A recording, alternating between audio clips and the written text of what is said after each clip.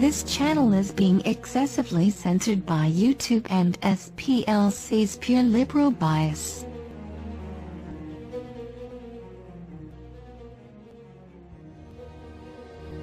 This channel has been known to trigger leftists and trolls alike. Proceed with extreme caution. You have been warned. It was here, room 221, where police arrested 30-year-old Donald Stafford for allegedly murdering his wife in Kansas, leaving her body in a dumpster. The man they're looking for is a black man in his 20s with shoulder-length dreadlocks. Police say she was on her way to work when 4 teens tried to rob her and then shot her You to took her death. from me. There will be no forgiveness for you. Sometimes we did physically get into altercations, but it wasn't ever beat down. I did positively impact her life. That's why we was together for so long. Henrico police have made an arrest in the January shooting death of a woman found inside a townhouse off Staples Mill Road. Police say she was in the wrong place at the wrong time. She saw what was happening. She tried to run out of the store, but was shot twice in the back. She died from her injuries right there on the mat in Police front of the say door. a fight broke out inside the bar and carried on outside, just as Jenny was leaving. She was tragically hit by one of the bullets fired. Well, Ellen, earlier today, police here in Kansas City, Missouri, made a desperate plea for help from the public. They need to find a man they say shot and killed Jacqueline 4 Burkhart. teenagers, including one who is so young we can't show you a picture, are now charged in connection with her Just murder. a barrage of gunshots at the vehicle. These are frustrating, knowing that at least 3 or 4 people witnessed or were part of a homicide, and we're not getting anybody any information on it. All of this and more on the dark Onslaught. Damn! Now YouTube censored. Now YouTube censored. I'm mad as hell right now. Yes, I am. Viewer discretion is advised. Mama Black. This program contains language and sequences some viewers may find disturbing. The scene at the back of the Quad City Inn, still active hours later. It doesn't happen every day for our troopers in this area. It was here, room 221, where police arrested 30-year-old Donald Stafford for allegedly murdering his wife in Kansas, leaving her body in a dumpster. He shouldn't be on this earth anymore.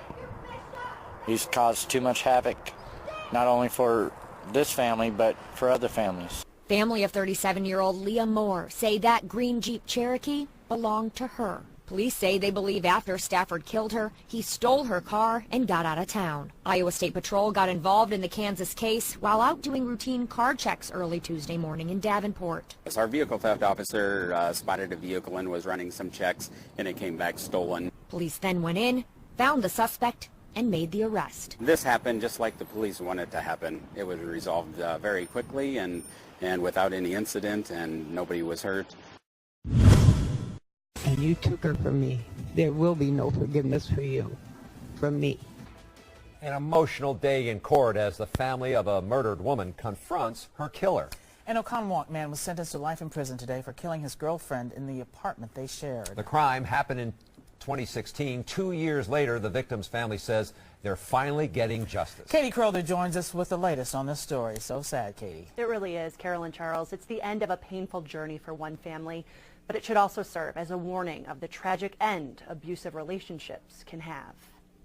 Jesse Lee looked straight ahead as the family of Christina Schuster chastised him. Jesse, you can hear me, I know. You took my baby girl. You killed the only person that really invested in you. Christina's brother John is the one who found her dead from a gunshot wound to the head in the Oconomowoc apartment he stayed at with her and Lee. You killed her because she wanted you to leave for good. What I want from you, I want you to be ward of the state for the rest of your life. That wish granted. You, through an intentional act, took Christina Schuster away from this world for the rest of her life.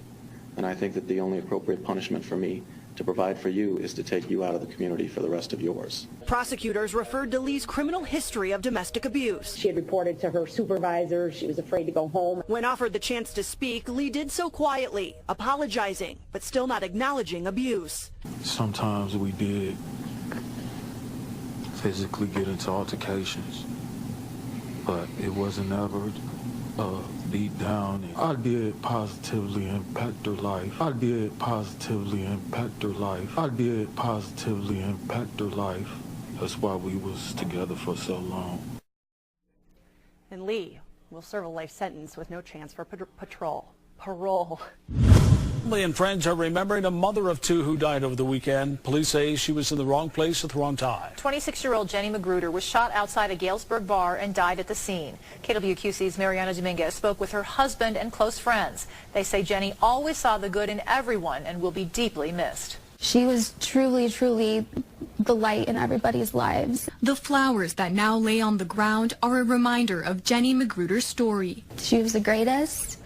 I honestly don't know what I'm going to do without her. Everybody loved her. I don't know one person that didn't love Jenny. Some of Jenny's closest childhood friends now share bittersweet memories. Every day you were with Jenny is just, you couldn't, there was no negative energy. She was just had an infectious laugh and the brightest smile. A loving mother of two young kids, ages 1 and 3. She put all of her time into her children and her family and her friends. I mean, she's just the most selfless person you could ever meet. A friend they say touched so many lives. I mean, you could just look at her as an old soul. She's very matronly. She wants to protect people. She wants to love people, and she sees the good in everybody. Jenny had just turned 26 and was celebrating with friends at a pub. Police say a fight broke out inside the bar and carried on outside, just as Jenny was leaving. She was tragically hit by one of the bullets fired. Her husband, Michael, says Jenny was special. She made sure every single person, their first reaction, they would remember her. And that's just who she was. That's what she strived to be. Love made her happy. Love for her family, friends, and kids.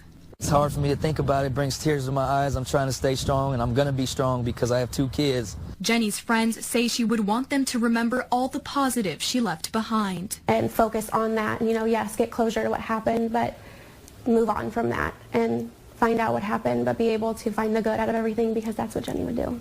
In Galesburg, Mariana Dominguez, KWQC TV 6 News. Galesburg police say they do have a person of interest and are asking for witnesses to come forward. If you have any information, you're asked to call Galesburg police. You can find the contact information now through our KWQC News app. Tonight, this East Charlotte murder victim's heartbroken family is preparing to bury her in her home country of El Salvador. 4 teenagers, including one who is so young we can't show you a picture, are now charged in connection with her murder. Eyewitness News reporter Tina Terry is live on Barrington Drive tonight and spoke to the victim's husband about the latest arrest in this case. Tina? Oh yeah, the victim's husband told me that he is very grateful to police for making those arrests so quickly, but he says his family is still devastated tonight. Today, Maria Echeverria's remains are on the way to her home country of El Salvador. Their family members will say a final goodbye to the mom whose life was taken outside this Northeast Charlotte apartment complex. Police say she was on her way to work when 4 teens tried to rob her and then shot her to death. One of them, 16-year-old Zaya Jackson, turned herself in this weekend. Echeverria's husband spoke to us by phone today through a translator.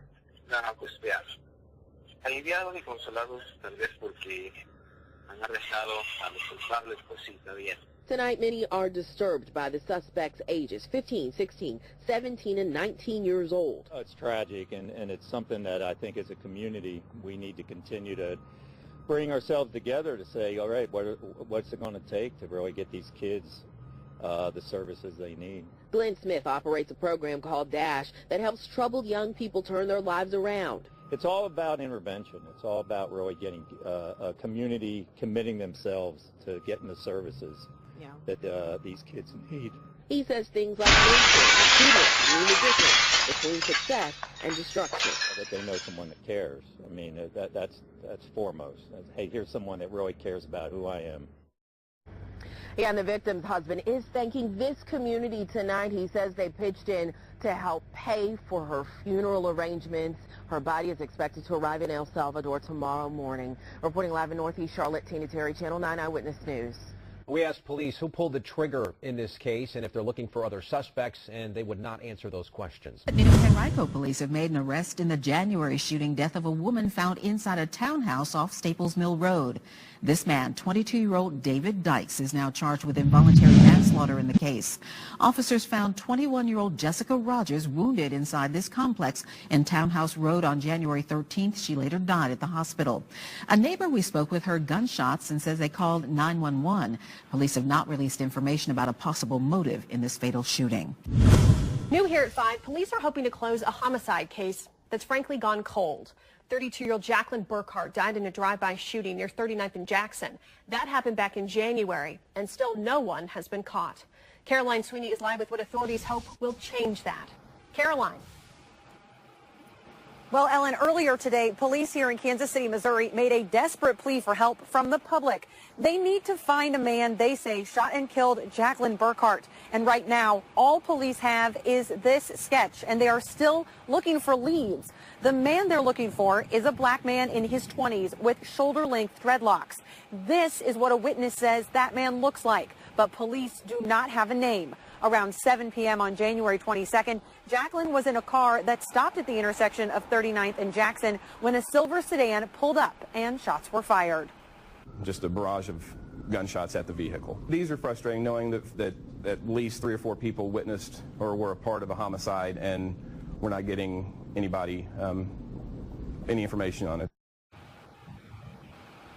Jacqueline died about a week later in a local hospital, and as of right now, investigators say they do not think that Jacqueline was the intended target of all of this violence. So today, Mr. Fielder has some new charges that he is facing here in Jackson County, and he remains in the Jackson County Jail at this time. He is charged today with count 1, murder in the first degree, and an armed criminal action charge. He's also charged with assault in the first degree and a corresponding armed criminal action charge as well.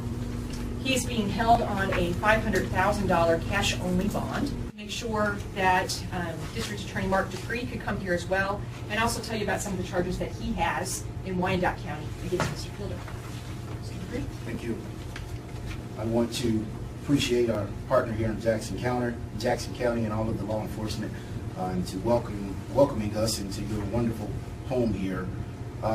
In Wyandotte County, we have charged Mr. Fielder as well with aggravated robbery, which is a level 3 person felony. After the aggravated robbery, count 2 was robbery, a severity level 5 person felony. We also have criminal possession of a firearm, severity level 8 felony, aggravated intimidation of a witness and or a victim, a level 6 person felony, and then intimidation of a witness, a class B misdemeanor. Those cases have been charged. We have gone through preliminary hearing, and it is set for jury trial in Wyandotte County on July 30th.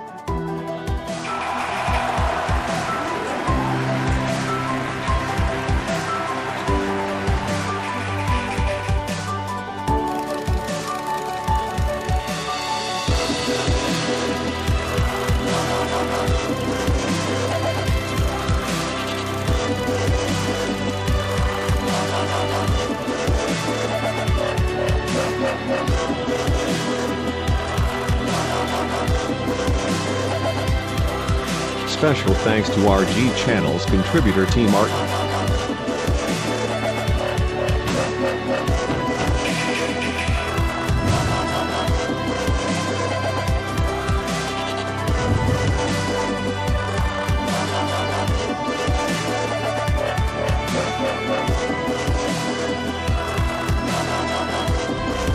And as always, thank you for watching. If you like this video, please consider subscribing. Also follow us on the usual media for more interesting information like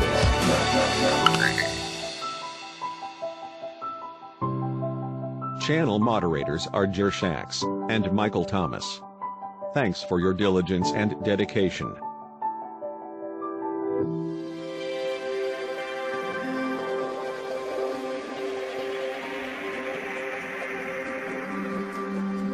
This has been a T. Martin and RG Channel collaboration.